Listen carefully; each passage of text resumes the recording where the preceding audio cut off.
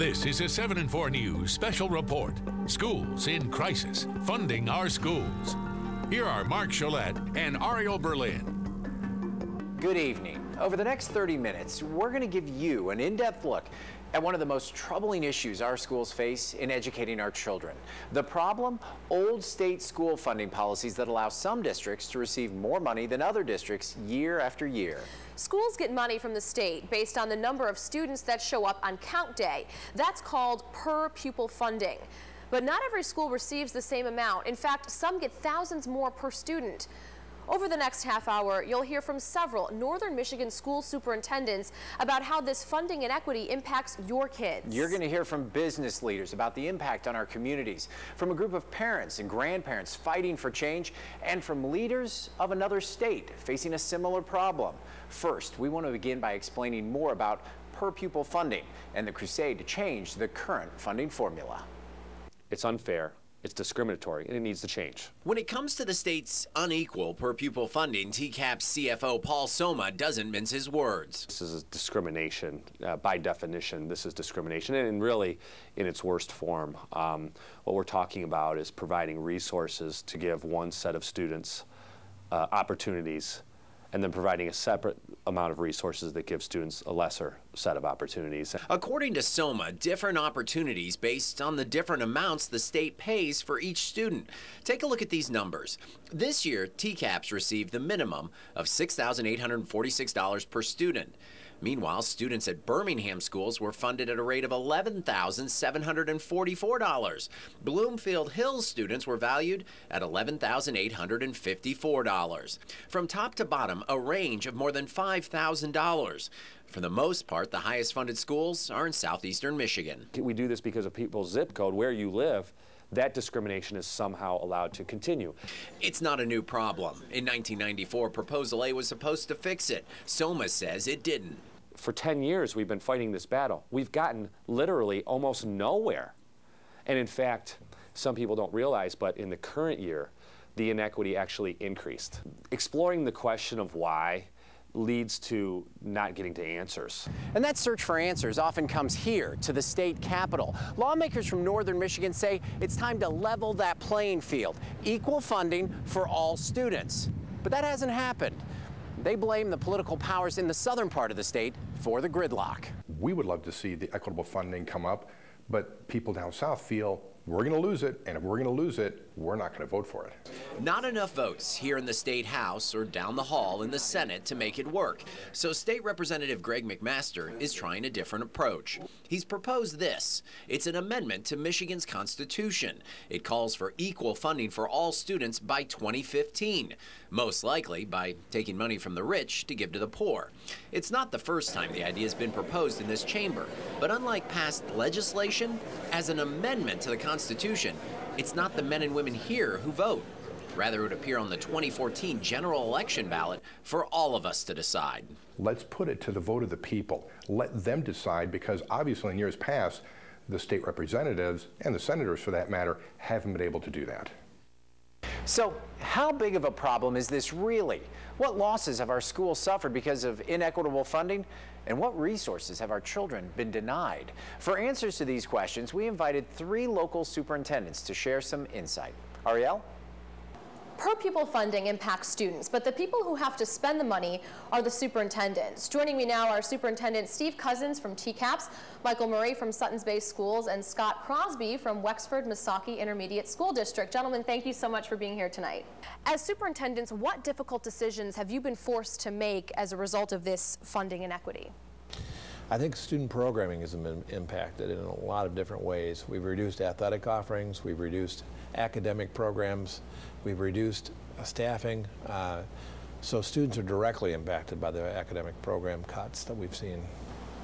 I've had to take a small rural district and pare it down to its bare essentials. When I came in 5 years ago, I had 79 teachers. I have 42 now. I had to give up busing. I had to farm out food service. I had to privatize the custodial. I had to take my office staff, get rid of the payroll clerk, my own secretary. I no longer have a secretary. Had to trim the secretarial staff. eliminate the middle school principal, middle school secretary. I eliminated single grades in the elementary school, went to multi-age grouping. There were just a host of things that we had to do to survive. In TCAPS, we've cut almost $19 million in 8 years. And that comes with it lost programming, people who have lost their living, people who no longer contribute to the local economy. And so 9 years of budget cuts from the state of Michigan have created a tremendous amount of pain in communities. If we just make up a portion of the discrepancy, what impact will that make at the student level? We only replace a portion of the programming, essentially. And I think part of the way is a step, but obviously we need to get to this is a time when we need to get the best foot forward for education, and we're not doing that right now. There's been a reduction in the types of services and the quality of services that parents and students receive from schools. And so a partial putback is, quite honestly, a partial return of the money is probably not even going to bring those programs back, because it's probably going to get our heads only partially above water because of the increased costs. There's some research right now at Michigan State University that's showing that spending more money on students, the lower achieving students in the poorer districts benefit the most by an infusion of money. So that money does make a difference. Maybe not so much at the high end, but at the low end. And so by putting more money in, we could be putting more money into early interventions, saving money on special education. We could be putting more money into remedial programs, so that by the time the students get to secondary school, we've reduced the number of dropouts, we've reduced the number of problems, and when you fix the academic problems, you also get rid of the behavioral problems.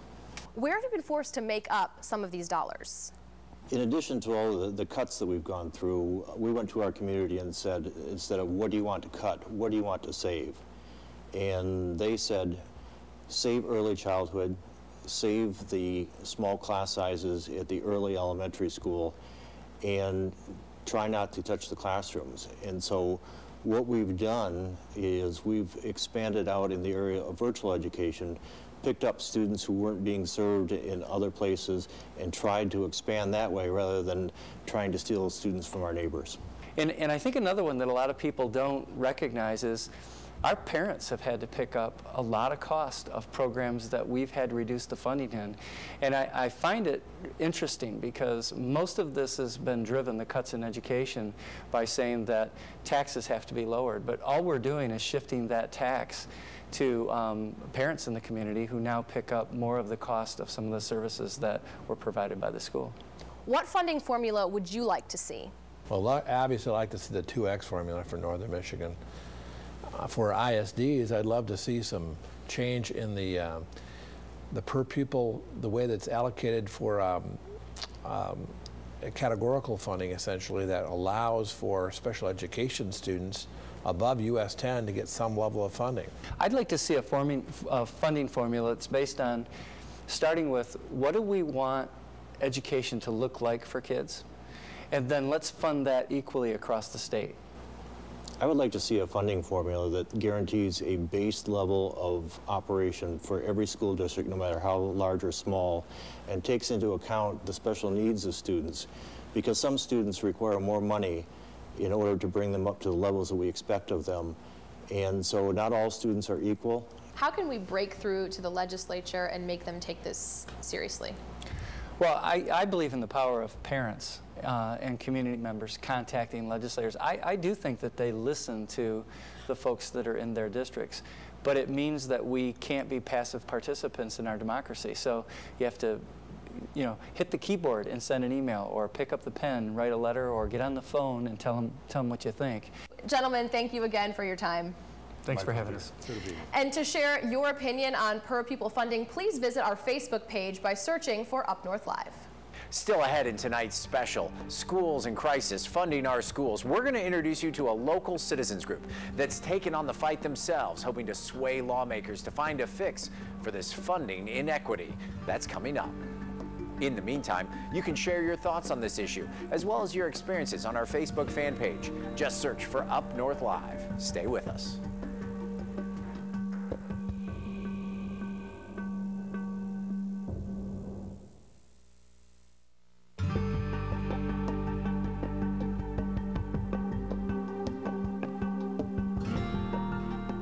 Welcome back to our special broadcast, Schools in Crisis, Funding Our Schools.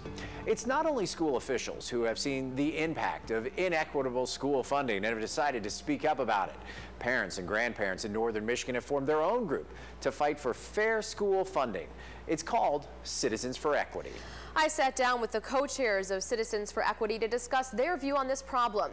They meet once a month to write letters to our legislators. When you look at the numbers and how much students here get versus how much students downstate get, what is the message that that sends to the students and the parents and the educators in this community? I think it sends a message of we aren't as good as the students downstate, therefore, you know, you'll get less money to teach our children and not give them the opportunity to have the tools that they need to get ahead and go to college. And our test scores are very high here, but that's because of teachers and other parents who are participating to help when we don't have the money. They're our tools. Some say that the discrepancy between what downstate students get and our students get from state and federal fund is not that much. The discrepancy comes from local taxes, that people downstate are paying more, and so then their students are getting more. And that has been long the argument as to why we stick with the status quo. And it's on purpose. I mean, it's not a conspiracy, but it is on purpose because downstate benefits from the status quo, and we get the short end of the stick up here from the status quo. But the difference between $6,800 per pupil and $8,000 per pupil, and that's money from Lansing, that difference, even if you just round it to $1,000 per pupil over the past 10-year period, 10,000 students in TCAPS, that's $100 million that TCAPS has been shorted, in essence. $100 million, and a lot can be done. That's operating funds. That's not to build schools. This is operating funds. And are we to wait 10 more years and another $100 million before we do something? So ultimately, how would you like to see funding play out in the years to come? What would you like to see as the big picture? Well, I would like to make a difference between what we are getting and what we could get by being equal. And there's where the equality word comes from. So that all children in Michigan are treated equally per whatever that funding is. If it's $8,000 per pupil, then it's across the board. If you would like to get involved with this organization and help push for a fix for the inequitable school funding problem in Michigan, we've posted their contact information on our website. You can find it at UpNorthLive.com. When we return, it's not just our children's educations that suffer from getting less state school funding. We sit down with representatives from several northern Michigan chambers of commerce to learn more about the trickle-down effect on our local communities. That's next.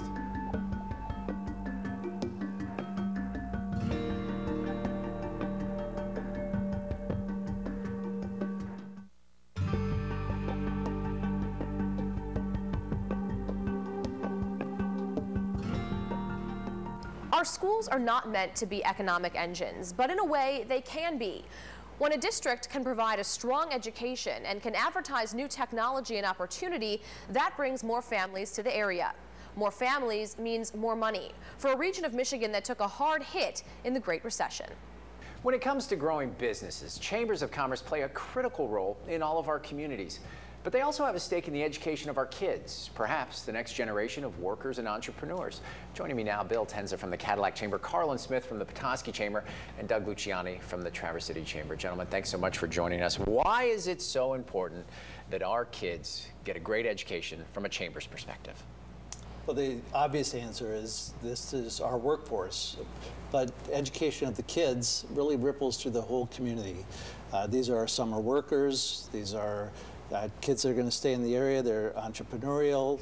They have fresh ideas. They bring fresh ideas. And the more opportunities we have to get the kids, their imaginations really unleashed, to have them have a multitude of experiences within the curriculum of the school, the better it is for our area. It's also It's also part, you know, a school is the core of a community, and when businesses look to come here or if people look to move to a community, one of the first questions they ask is the schools, the quality of the schools. And we need to make sure we're meeting those standards so that these people want to come and move to Northern Michigan. And I think sometimes we get focused entirely on the education context, but it really in some ways captures the importance of our neighborhoods, our communities. It's everything. It's self-embracing. It's not just about the school piece. That's obviously where it's prominently discussed. But really, to me, it's just two words. It's economic development. What are your thoughts about the current funding situation here in Michigan? Abysmal. It's unacceptable. It's abysmal. If we're really going to advance this state and tout this state as a state that is going to trend better than any other, it's not about Southeast, Southwest. What's best for the state of Michigan? And the best way to do this is to have some method of equitable funding because of all the attraction that goes with that and the education. And again, it supersedes even schools. It's abysmal, it's unacceptable, and we need the leadership to say we have to do something about it. There's no other way to put it. It's a black eye for the state. This level of inequity within the school funding system is a source of shame for the state. It doesn't mean that everybody should be getting $13,000 per student. And schools like Traverse City and the others that are here are showing that you can provide a really high quality education for much less than that. But the funding situation has no real good, there's no good excuse for the way it is, and except for politics.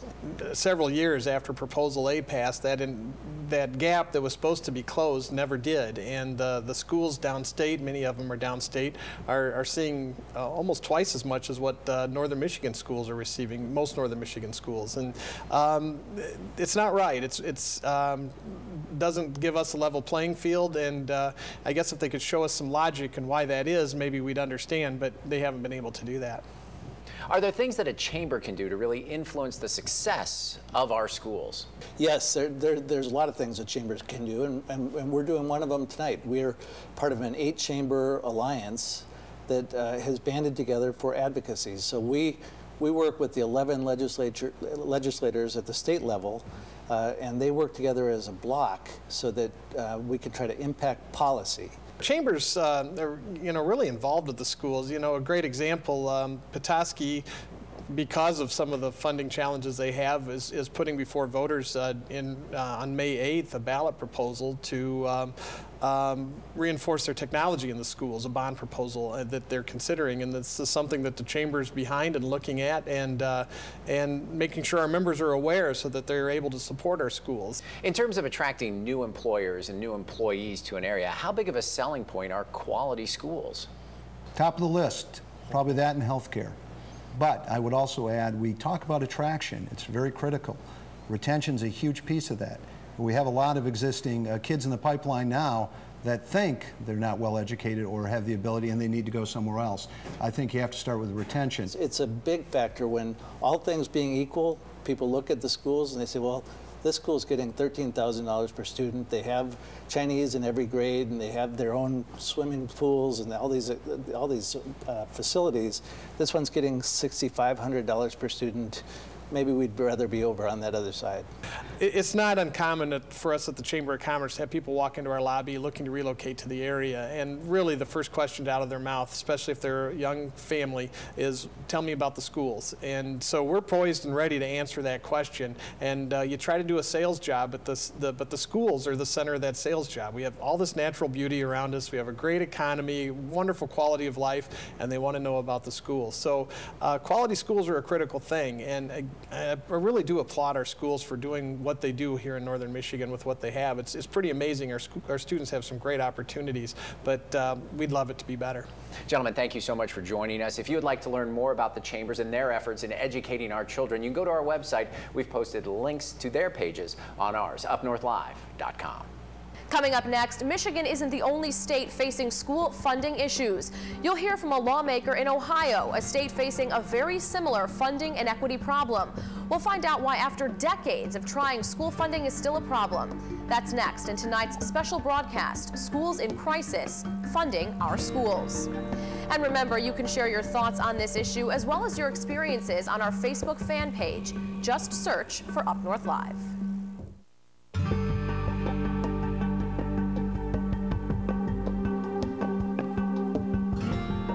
Welcome back.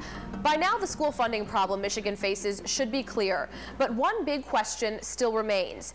If it seems so simple to fix, why hasn't that happened? To help you better understand, we've enlisted the help of a lawmaker from another state that's facing a very similar school funding issue. Michigan schools are not alone in dealing with inequity in school funding. Our neighbors to the southeast, Ohio, also found themselves dealing with per-pupil spending numbers that weren't equal across the board. Joining me now from Columbus, Ohio, is Ohio State Representative Ron Gerber. He's been on the front lines of Ohio's education reform efforts. Representative, thanks for joining us. From the outside looking in, it appears that the fight for equity and funding in Ohio has been in and out of the court system for almost 2 decades. What is the current funding situation in terms of equity there in your state? Well, the current status is that the Ohio Supreme Court told the state of Ohio that we're washing our hands of this case after it had told the legislature 4 times that they must correct the funding inequities in Ohio, but said, look, it's done, and you guys have the responsibility to get this done. And quite frankly, that's where we were at last session. Prior to the new administration taking over, the legislature had put in place a funding mechanism that would take 5 bienniums to get to what we consider to be a constitutional form of funding, but that kind of has been put on hold in many respects because we have a new governor. How frustrating is it for parents and for educators in the system? You have a rich history in education. How frustrating is it for the folks in the system down there? Tremendously frustrating. We cut primary and secondary education in the budget by over $2 billion. And what we're doing is we're forcing it down to the local level. And the local level, we're saying, we're not going to pass levies. We're not going to do that. So what the school boards at the local level are doing is cutting. 500 school teachers were cut in the city of Cleveland. Is equity in this per pupil funding, is that something that can be achieved quickly, or is this going to take generations of students coming through our schools before we reach that level, if we ever do? Well, you know, as politicians like to say, and I don't care if you're in Michigan or if you're in Ohio, education's a priority. Education, we don't hear it on the federal level. You know what? If education were such a priority, schools would be funded. Well, what could Michigan learn from Ohio, even if it's a cautionary tale? What can we learn here when it comes to per pupil funding? If we had all the answers, let me tell you, Governor Kasich wouldn't be coming to the legislature in January with a new idea. We've been dealing with this issue since I was elected to a school board back in 1973.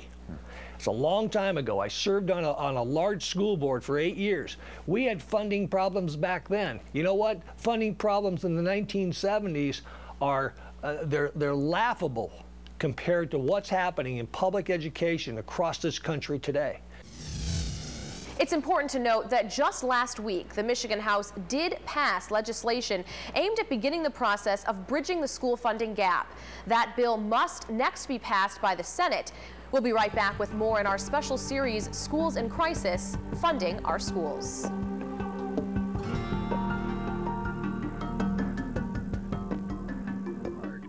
Over the course of the last half hour, we've shared with you a wealth of information about the school funding inequity situation we face in our state. You've heard from local superintendents, businessmen and lawmakers, parents and grandparents, even a lawmaker from another state facing a similar situation. We have much of this information posted on our website, UpNorthLive.com, that you can check out anytime. We've also posted links to our lawmakers so you can contact them and join the push for change. For now, we thank you for joining us for this special Schools in Crisis, Funding Our Schools. Have a good evening, Northern Michigan.